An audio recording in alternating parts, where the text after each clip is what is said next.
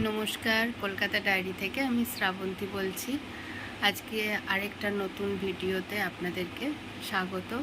এবং পৃথিবীর কোনায় কোনায় যে সমস্ত মানুষরা আমার ভিডিও দেখছেন, প্লিজ আমার চ্যানেলটি সাবস্ক্রাইব করে আমার পাশে থাকবেন। চলুন তাহলে ভিডিওটি শুরু করা যাক। আজকে একটি মাছের রান্না করা হবে।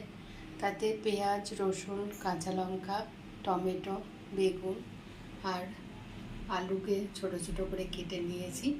তো মাছটি রান্না করব। মাছটি হলো, আপনারা সবাই চিনে থাকবেন, লোটে মাছ। গ্যাসটা জেলে নিলাম, এবার কড়াইটা বসিয়ে দিলাম।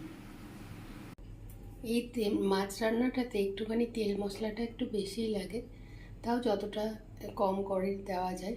প্রথমে সর্ষের তেল দিয়ে দেবো,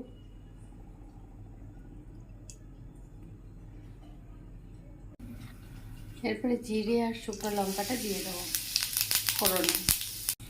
এরপর ধুয়ে কেটে রাখা আলুগুলো দিয়ে দেবো। আলুগুলো ভালো করে একটু নাড়াচাড়া করে নেব,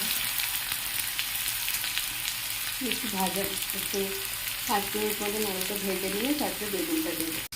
দেখুন আলুটা মোটামুটি ভাজা হয়ে গেছে। এরপরে বেগুনগুলো দিয়ে দেবো। বেগুনগুলো আলুটার সাথে ভালো করে নেড়ে চেড়ে নেব। এটা 2 মিনিট মতন বেগুনটা ভালো করে ভেজে নেব।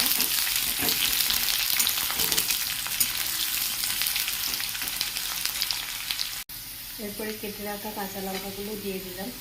এরপর থেতো করে রাখা রসুনটা এই তেলের মাঝখানে দিয়ে দিলাম। এরপরে একটুখানি রসুনটা ভাজা ভাজা করবো, দিয়ে পেঁয়াজটা দেবো। অলমোস্ট রসুনটা ভাজা হয়ে গেছে। এরপরে কেটে রাখা পেঁয়াজগুলো দিয়ে দেবো।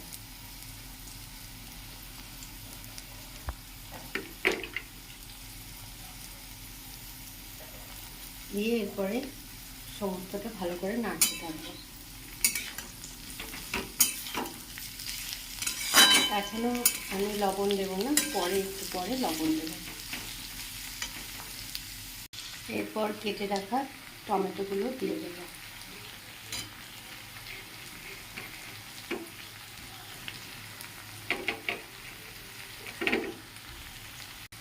এরপর 5 মিনিট মতো ভালো করে এটা নাড়াচাড়া করে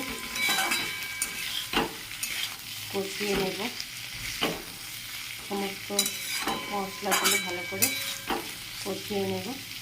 একটু ঢাকাও দিয়ে দেবো তার সাথে। বাকি অংশটা নেক্সট পর্বে দেখতে পাবেন।